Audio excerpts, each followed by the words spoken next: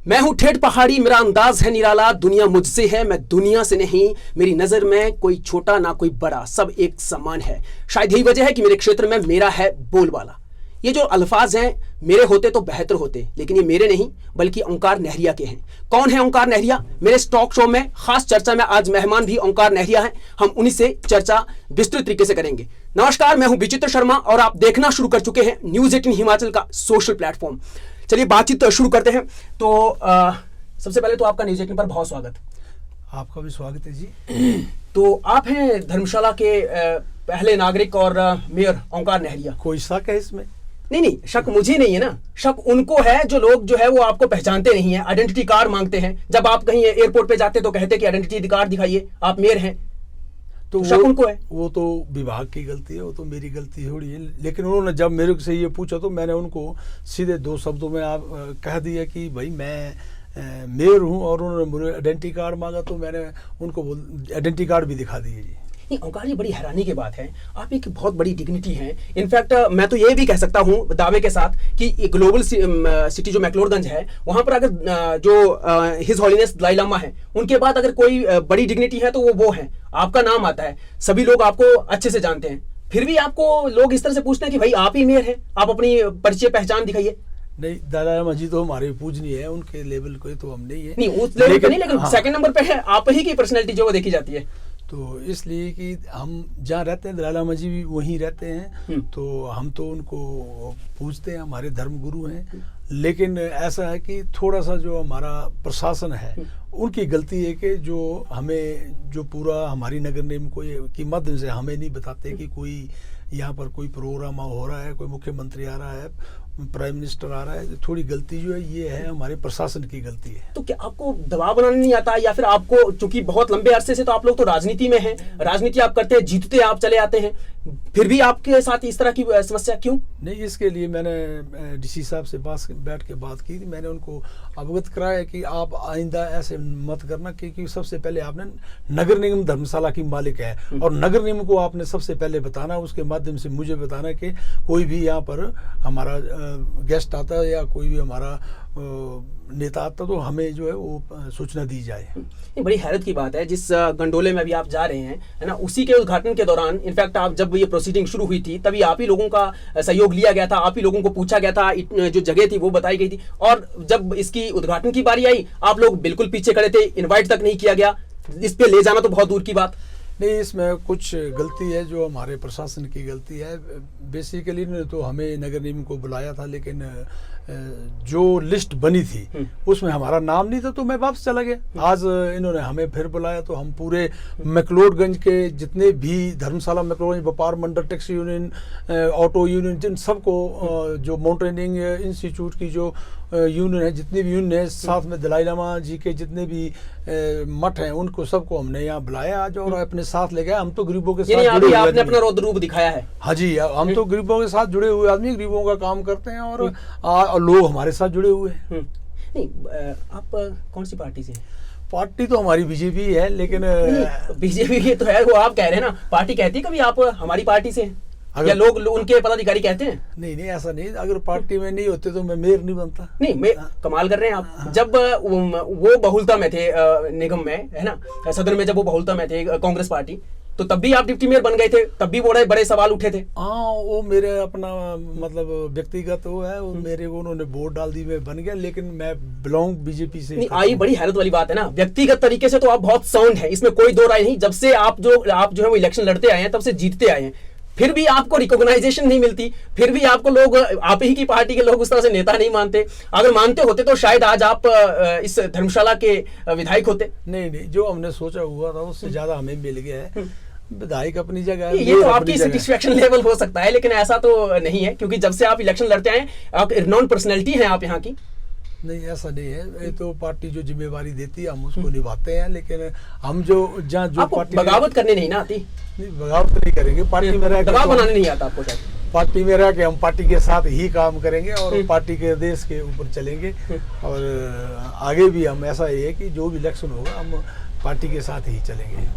तो ओंकार जी, क्योंकि अब तो बड़ी जिम्मेदारी आपको मिली हुई है, आप जैसा कह रहे हैं कि नहीं पार्टी ने ये जिम्मेदारी आपको दी है, तो क्या कुछ ड्रीम्स हैं आपके इस शहर को और दुनिया के लेवल पर ले जाने के लिए? मैं आपके माध्यम से पूरे धर्मशाला वासियों को बता देना चाहता हूँ कि ये आज जो रोपवे चला हुआ है इसकी एनओसी भी हमने ही दिलाई है और आगे भी जो इसका, यानी आप तब से जो है वो सदन में हैं? जी, मैं तो 20 साल से नगर परिषद में हूँ और इसके साथ ही जो अभी 25-30 करोड़ की जो पार्किंग बनने जा रही है स्मार्ट सिटी के माध्यम से, वो भी हमने ही सैंक्शन करा के शिमला से स्मार्ट सिटी से मैंने और सीईओ ने ही लिया, ये जो धर्मशाला में भी बनने वाली है। उसके साथ साथ यहाँ मैक्लोडगंज में एक पार्किंग और जुड़ रही है, वो भी हम स्मार्ट सिटी नगर निगम की तरफ से ही दूसरी पार्किंग 500 गाड़ी की एक और बना रहे हैं। और हम मैक्लोडगंज को बार बार से 2-3 रोड से जोड़ रहे, कैमल ट्रैक धर्मशाला के लिए, और जो हमारा जोगीबाड़ा सालनी हीरू रोड है उसका भी बहुत जल्दी कल परसों हम शिलान्यास करने जा रहे हैं, उसके लिए भी राशि उपलब्ध करा दी है। और मैक्लोडगंज में हम काफ़ी और भी काम करने जा रहे हैं। तो ये है कि धर्मशाला में अभी स्मार्ट सिटी और नगर निगम के माध्यम से बहुत ही काम हो रहे हैं और होने जा रहे हैं जी। तो ओंकार जी, चलिए, ये तो आप कह रहे हैं ना कि ये सब होने जा रहे हैं, और आपका ऑरा जो है ना वो माना ये जाता है कि आप यहाँ के शेर हैं, एक ही धार मारते हैं सब आपके पास चले आते हैं, लेकिन फिर भी आपको कहा जाता है कि आप बिना दांत वाले शेर हैं। ऐसा क्यों कहा जाता है? ऐसा कुछ नहीं, ये तो ये कि जो आदमी हमसे आगे चले हुए वो उनको डर है, हमें तो किसी का डर नहीं है। हम तो अपने काम के लिए काम कर, अभी भी हम रोपवे के इसमें आए हैं तो अपने माध्यम से यहाँ पर आए हैं। पूरे अपनी जो अपना स्टाफ है, अपने जितने भी मैक्लोडगंज के हमारे एसोसिएशन है ना, सबको साथ लेके आए और छोटे से एक फ़ोन पे सब इकट्ठे हो गए, कम से कम 150 आदमी जो मेरे साथ इस रोपवे पे आज आया हुआ। और मैं आपके माध्यम से पूरे धर्मशाला वासियों को बता देना चाहता हूँ कि ये जो प्रोजेक्ट है ये बहुत अच्छा प्रोजेक्ट है और ये आने वाले टाइम में हमें मैक्लोडगंज धर्मशाला के लिए बहुत ही सराहनीय और अच्छा है जी। नहीं, ये बात तो सही है ओंकार जी, जैसे कि आप कह रहे हैं कि आपके कहने पर जो लोग आज चले आ रहे हैं, लेकिन बिना दांत के शेर से अर्थ हमारा ये है कि आप ना तो एमसी में जो है कोई स्टाफ ला पा रहे हैं, ना कोई उस तरह से बजट मिल पा रहा है। लोग परेशान हैं कि जो काम हो रहे हैं यहाँ पर वो स्मार्ट सिटी के तहत हो रहे हैं। आपका क्या योगदान है? आप कैसे करवाएंगे अपना काम? क्योंकि ऑफिसर आपकी सुनते नहीं, ऐसा सुनने में आया। नहीं, ऐसा नहीं, ऑफिसर नहीं सुनते होते तो आज इतना काम नहीं होता। लेकिन आज जो है कि धर्मशाला में मैं 4 बार मुख्यमंत्री से मिल चुका हूँ और मुख्यमंत्री से मैंने अपने पूरे जो मेरे पार्षद है उनके साथ हमने बोला कि हमारी धर्मशाला जो है वो पहले हम लिए प्रायोरिटी पे धर्मशाला है, इसलिए हमें क्या है कि धर्मशाला के लिए हमें बजट भी एक्स्ट्रा चाहिए। और अभी हमने मुख्यमंत्री से फिर बात किया और वो हम कर रहे हैं और कोशिश कर रहे हैं कि जल्दी से जल्दी जो है वो हमारे धर्मशाला में बजट का अभी जो बजट सेशन आ रहा है उसमें प्रोविजन किया जाए और धर्मशाला को जो है ज़्यादा बजट देने की सरकार ज़्यादा बजट देने की कोशिश करें। नहीं, बजट देने की कोशिश तो ठीक है, यहाँ तक तो बात ठीक है, वो आप कह रहे हैं ना, आप कहते हैं, लेकिन कहते सरकार सुनती नहीं, जबकि आप उसी सरकार के नुमाइंदे भी हैं, उसी सरकार के आप मेयर भी हैं, यानी उसी पार्टी के जिसकी सरकार है उसी पार्टी के, ये सब कुछ आप हैं, फिर भी नहीं ला पा रहे ना, वो काम नहीं हो पा रहा। बिल्कुल ठीक बोल रहे हैं कि हम बीजेपी की पार्टी से हम मेयर हैं, लेकिन हम काफ़ी बार स्टाफ के लिए भी अपने मंत्री और मुख्यमंत्री से मिल चुके हैं, यूडी मिनिस्टर से मिल चुके हैं और कुछ स्टाफ आया भी है और हमने आगे के लिए भी अपने स्टाफ के लिए निवेदन किया हुआ है। स्टाफ के लिए निवेदन किया। अभी तक आप कितना स्टाफ लाने में सक्षम रहे हैं अभी तक? जैसे कि हमारे पास अभी नए एडिशनल कमिश्नर साहब भी आए हैं और हमारे जो एक्शन नहीं थे वो एक्शन साहब भी अभी नए आगे हुए हैं, एसडीओ साहब भी आगे हैं, लेकिन कुछ स्टाफ की और कमी है, तो जल्दी से जल्दी स्टाफ भरने के लिए हमने सरकार को एग्री किया है। ओंकार जी, बीते 20 सालों से जैसा कि आपने जैसे कहा है कि इतने सालों से जो है वो आप यहाँ की राजनीति में, यहाँ के लोकलाइज जो राजनीति पॉलिटिक्स होती है उससे आप जुड़े हुए हैं। अभी उस वक्त क्या मूलभूत समस्याएं हुआ करती थी जब ये नगर परिषद हुआ करती थी, और अब जब नगर निगम हो गई है तो वो जो समस्याएं थी वो as it is carry forward हुई है, या फिर उनमें जो है इजाफा हुआ है, या जो है वो कुछ अब राहत मिली है लोगों को? जब नगर परिषद थी तब जो है हमारे 11 वार्ड हुआ करते थे। अब जो 8 पंचायतें इसमें मर्ज हुई हैं और अब हमारे 17 वार्ड हो गए हैं। मतलब पहले नगर परिषद से नगर निगम डबल से ज्यादा हो गई है। तो इसमें सेटअप वही है, सिर्फ जो हमारे अधिकारी हैं वो बड़े हैं, बाकी नीचे का स्टाफ कोई नहीं बढ़ा है। तो मेरे आपके माध्यम से सरकार को फिर निवेदन है कि धर्मशाला नगर निगम के लिए स्टाफ जो है उपलब्ध कराया जाए और इसको चलाने के लिए हमें स्टाफ की जरूरत अभी भी है। तो मेरे साहब, आपने कह दिया कि स्टाफ भी आ रहा है, आपको बजट भी अब जो है वो मिलने की संभावना जो है वो नजर आने लगी है।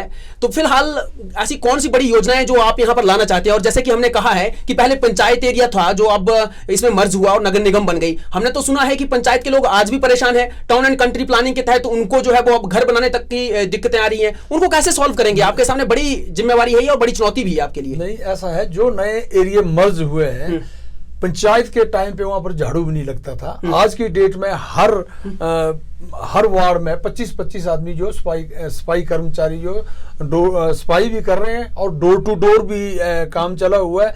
और सभी वार्डों में जो है वो पाथ बनाए जा रहे हैं और जहां जहां पर रेन शेल्टर की जरूरत है, स्मार्ट सिटी के तहत रेन शेल्टर बन रहे हैं। अब वहां पर टॉयलेट भी बनाए जाएंगे। तो बहुत ज्यादा 5 सालों में अगर इतना काम हुआ। अभी जो ये जो इलेक्शन हुए हैं नगर निगम के, तो 10 जो है पार्षद वो रिपीट किए, द्वारा जीते हैं 10 पार्षद। उसमें से सिर्फ 11 पार्षद खड़े थे, 10 जीत गए हैं, क्योंकि उसमें एक वो पार्षद आ रहा जिसमें मैं खड़ा था। तो ऐसे कि जब काम हुए हैं तभी 10 पार्षद खड़े थे, 10 से 10 जीत के आए हैं। तो इसलिए धर्मशाला में काम हुआ है और इतना काम हुआ कि दोबारा फिर उन पार्षदों को लोगों ने चुना है। सवाल यहां पर यह उठता है कि पूर्व में जब कांग्रेस की सरकार थी और सुधीर शर्मा शहरी विकास मंत्री थे, तो उस दौरान जो यहां पर डेवलपमेंट हुई वो भूतों भविष्यति टाइप की डेवलपमेंट थी। उन्होंने स्मार्ट यहां पर जो है वो डस्टबिन यहां पर ला दिए, अंडरग्राउंड डस्टबिन यहां पर ला दिए। उसके बाद उन्होंने स्मार्ट टॉयलेट्स यहां पर रखवा दिए। लेकिन दिक्कत ये होगी, विडंबना ये हो गई, शहरवासी कहते हैं, लोग कहते हैं कि उसके बाद जब सत्ता परिवर्तन हुआ, मौजूदा जो आपकी पार्टी है, आपकी पार्टी की जो सरकार है और आपके जो यहाँ के नुमाइंदे हैं, वो उस दिशा में ध्यान नहीं दे रहे। उन डस्टबिन को बस ये कहने पे तुले हुए हैं कि ये तो नकारा है, और जो स्मार्ट टॉयलेट थे उनको सुचारू रूप से चलाना नहीं चाह रहे हैं। तो आपकी तो ट्यूनिंग हर तरफ से सही थी, इसीलिए सवाल उठता था कि भाई आप बीजेपी में हैं, अब आप क्या कर रहे हैं उस चीज को लेकर? ऐसा है, मैं फिर आपके माध्यम से लोगों को बता देना चाहता हूँ, जब डस्टबिन लगे हैं तो थोड़े से हमारे जो स्मार्ट सिटी के तहत कहीं गलत लग गए हैं। जैसे ऊपर वायर चल रही, उस टाइम ऐसे लगा, बाद में वायर लगी है, चल रहे हैं, कूड़ा उठ रहा है, लेकिन लोगों ने बातें करनी है कि नहीं उठ रहा है या काम नहीं हो रहा है। तो लोगों को काम, कौन सा काम देखना चाहते हैं लोग, वो मेरे को नहीं पता, लेकिन हमको तो आज पूरे शहर में हमारा जो धर्मशाला नगर निगम है वो इस टाइम पूरे हिमाचल में सबसे अच्छा काम कर रही है और सबसे आगे है। तो लोग जो है वो अगर खुद कूड़ा फेंक के फिर नगर निगम को बदनाम करते हैं, तो वो तो लोगों का काम है। और आप ये मानते हैं कि जो उस वक्त टेक्नोलॉजी यहाँ पर धर्मशाला में लाई गई वो बेटर टेक्नोलॉजी थी, उसको सहीजना चाहिए था? वो जो टेक्नोलॉजी है वो थी हॉलैंड पोलैंड की, है ना जी। तो ये बहुत हमारा जो मतलब हिमाचल है या धर्मशाला में, यहाँ पर कूड़ा जो वो बहुत ज्यादा उसका है, मतलब पता नहीं, उनकी दूरदर्शी सोच थी ना, उनकी तो दूरदर्शी सोच थी। वो तो चाह रहे थे कि उस तरह की शहर बने। ये डस्टबिन वहां लगना चाहिए जहां पर मतलब सिंपल सारा कूड़ा जो सेग्रीगेट किया और सूखा कूड़ा उसमें डाला जाए, उस डस्टबिन, उस माध्यम से डस्टबिन। तो यहाँ कौन से डस्टबिन लगने चाहिए अब? यहाँ डस्टबिन, और ये जैसे जो हमारा डोर टू डोर जगह जो हमारा कंसेप्ट चला वो सबसे अच्छा है, उसमें डस्टबिन की जरूरत वो भी नहीं हो पा रहा। कह रहे जहां पर डस्टबिन वो लगाए थे, जैसे कि सांसद के नाम पे या विधायक के नाम पे, संसद वाले जो डस्टबिन थे वो प्लास्टिक के डस्टबिन थे, वो उखाड़ दिए गए, वो दिखते ही नहीं, कहीं नजर नहीं आते। उखाड़े नहीं, वो खुद उखड़ गए। लेकिन जो डोर टू डोर धर्मशाला में जो प्रोजेक्ट चला हुआ है वो बहुत लोग भी उससे खुश हैं। हम डोर टू डोर कूड़ा उठा रहे हैं, आने वाले टाइम में डस्टबिन की जरूरत नहीं होनी है। और इतना अच्छा प्रोजेक्ट डस्टबिन का जो चला हुआ डोर टू डोर में। तो आप भी कहीं विदेश में कहीं आपने ये कॉन्सेप्ट सीखा है, पढ़ा है? हमने सीखा नहीं है, लेकिन हमने तो धर्मशाला में जब स्मार्ट सिटी बन रही तो उनके माध्यम से ही हमें अवगत कराया गया है कि ऐसे होगा ऐसे होगा। लेकिन हम किसी की निंदा नहीं करते हैं कि किसी ने लगाया। ये स्मार्ट सिटी का प्रोजेक्ट है, अगर लग गया तो हमने चलाना है, और अभी भी हम चला रहे हैं और आगे भी हम चलाएंगे। नहीं, आप जैसा कि हमने शुरुआती दौर में कहा था कि आप अपने आप को खुद को बहुत ठेठ पहाड़ी मानते हैं, और माशाल्लाह वैसे आप नजर भी आते हैं, आपकी बातचीत भी वैसी ही है आपके लोकेलिटी में। तो क्या यहाँ पर उस ठेठ पहाड़ी अंदाज को लाने की कोशिश करेंगे कि कोई स्मार्ट शहर बाकी की जगहों में तो ठीक है वो सारी चीजें हैं, यहाँ स्मार्टनेस आप कैसे देखते हैं? नहीं, बेसिकली तो धर्मशाला खुद ही स्मार्ट है। इसको सिर्फ हमारे जो लोग हैं उनको थोड़ा सा स्मार्ट बनना चाहिए, ताकि हम कूड़ा इधर उधर ना फेंके। धर्मशाला तो आप अभी देख ही रहे हैं कि इससे सुंदर शहर कोई भी नहीं है, मेरे को तो लगता है।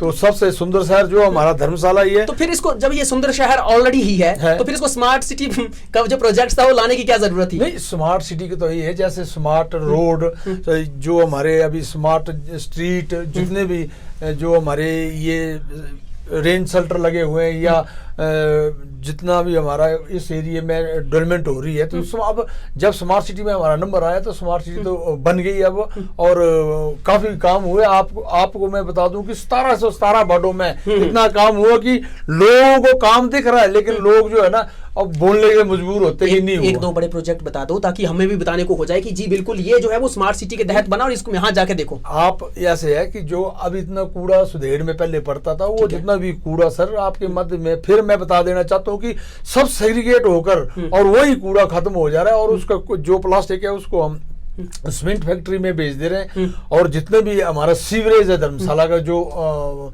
नगर परिषद के टाइम का, उसको सबको हमने जो धर्मशाला को सीवरेज में जोड़ दिया है, और 3 ट्रीट प्लांट भी सीवरेज के लगे हैं। आप देख सकते हैं, एक बाक्सूनाग में, एक नीचे स्को में, और एक अपने दारनू के पुल से ऊपर है, और तीनों अभी चल पड़े, काफी अच्छे चले हुए वहाँ पर। और वो जो पानी है उसका वो भी यूज हो रहा है। और बाकी और काफी अब आप मैक्लोडगंज में जाएंगे तो अपने चर्च से लेकर धर्मकोट तक, और धर्मकोट से बाक्सूनाग तक ऊपर से रोड जुड़ के बहुत बड़े बड़े प्रोजेक्ट जो अच्छा काम स्मार्ट सिटी कर रही है। ओंकार जी, आप स्मार्टनेस क्या मानते हैं? अपना कूड़ा जो है वो दूसरे के घर में फेंक देना स्मार्टनेस मानते हैं आप?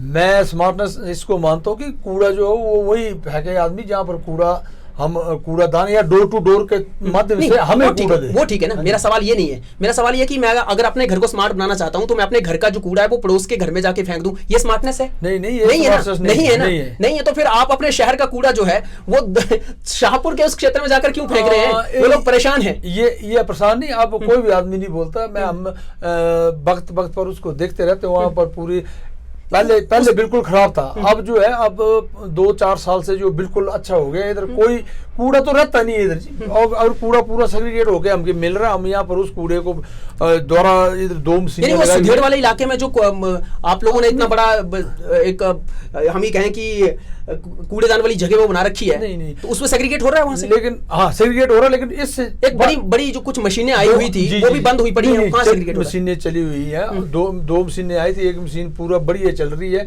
दूसरी रिपेयर हो रही है। और अभी हम जो एक मीटिंग में हमने निर्णय लिया है कि जिस वार्ड में अगर हमें जगह मिलती है, हम वहां पर कूड़ा सेग्रीगेट या वहीं से ही कूड़े को खत्म करने की कोशिश करेंगे। तो फिलहाल आप शहर को स्मार्ट बनाने की दिशा में जो आगे बढ़ चुके हैं, आप खुद स्मार्ट हुए कि नहीं? नहीं, हम तो शुरू से स्मार्ट, अगर स्मार्ट नहीं होते तो 4 बार नगर निगम और नगर परिषद में नहीं आते। हम स्मार्ट हैं, हमारे धर्मशाला के लोग। मेरा कहने का अर्थ ये है कि आप इससे आगे बढ़ेंगे कि नहीं? बढ़ेंगे। 20 सालों से हैं, आपको तब भी ये लोग जो रिकॉग्नाइज नहीं करते हैं। आप बहुत जल्दी चुनाव आने वाले, चुनावी ईयर चला हुआ है, तो आप दावा करेंगे कि नहीं? नहीं, दावा तो हम क्या, दावा तो करेंगे ही करेंगे, क्यों नहीं करेंगे। हर आदमी को हक है, हर वोटर को हक है, लेकिन हम जो है वो पार्टी के साथ चलेंगे, जो पार्टी का निर्णय हम उसके साथ चलेंगे। तो वो तो स्मार्टनेस नहीं ना हुई ना आपकी फिर? नहीं, तो लेकिन ऐसे है ना, हम खुद बोले कि हमें टिकट दे दो, ये अब बोलना पड़ेगा ना, वक्त आ चुका है वो वाला। नहीं, ऐसा नहीं है, ये तो बाकी जिनको मौके मिल रहे हैं उन्होंने इतना आप अपना इस पॉलिटिकल कैरियर उस तरह से नहीं बनाया ना जिस तरह से आपका बना है। नहीं, चलो ये तो आप बोल रहे हैं कि, लेकिन हम ऐसा नहीं चाहते कि हम अपने आप को कुछ ऐसा बोले कि हम ये चाहते नहीं। ये तो लोगों की प्रॉपर्टी है, लोग जिसको चाहेंगे उसको बना देंगे।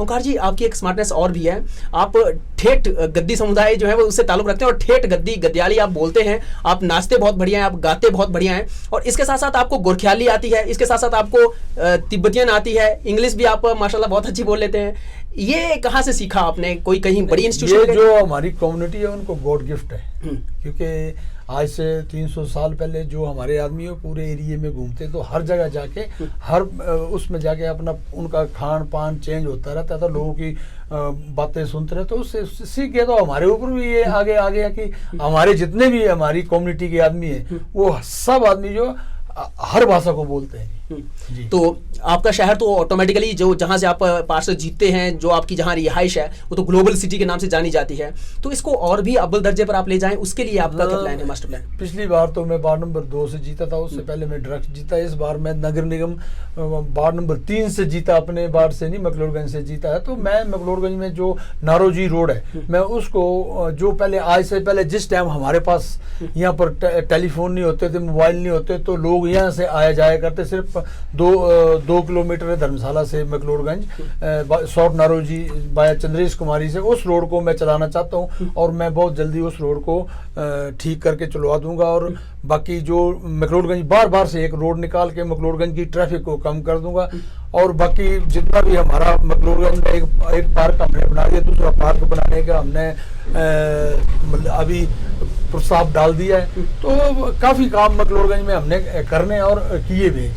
चलिए, तो बहुत शुक्रिया ओंकार जी, आपका हमारे साथ टॉक शो में आप आए और आपने जो है अपना कीमती समय हमें दिया, और आपने बहुत सारी बातें जो वो कही हैं, बहुत सारे दावे आपने किए हैं और वायदे भी लोगों से किए हैं कि आप बहुत जल्दी जो है ये सब काम करने वाले हैं। हम भी यही उम्मीद करते हैं कि जो हमारे टॉक शो में मेयर ओंकार नहरिया आए थे, वो बिल्कुल स्मार्ट सिटी के मेयर हैं, तो ये स्मार्ट बने और आगे बढ़े, ये हमारी जो है वो कामना है। तो चलिए, फिलहाल इस टॉक शो में इतना ही। मुझे दीजिए इजाजत और देश दुनिया की खबरों के लिए आप बने रहें न्यूज़ 18 के साथ। शुक्रिया।